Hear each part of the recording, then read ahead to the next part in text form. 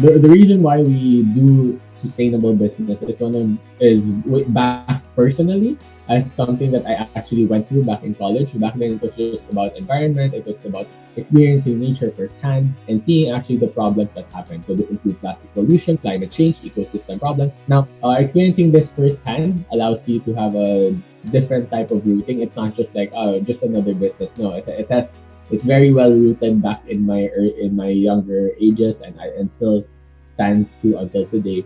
And if I were to redefine it today, it would be because we understand that the world is finite. It's something that's limited. It's something that if we don't take care of it, it will go bad. Bad things will happen, and we already see it today through climate change, the typhoons we experience here in the Philippines. So it's very important that we, as individuals, try to, despite the fact that a lot of the impact is also with the corporations, it will always have to come from us as individuals to actually push certain initiatives, be it with government, nonprofit, or businesses like us, to actually empower people to actually do the right thing.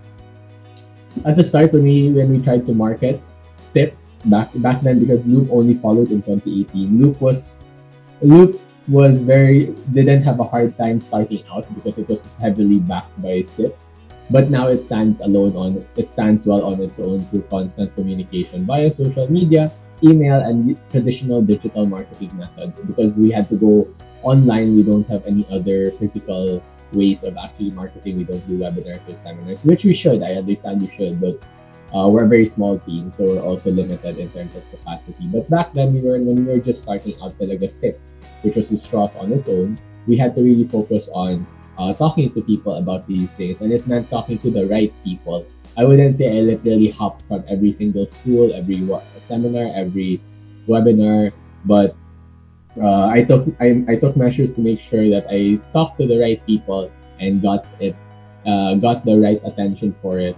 So that essentially resulted in SIP having a good fan base and customer base, which ultimately led, of course, to Loop in the future.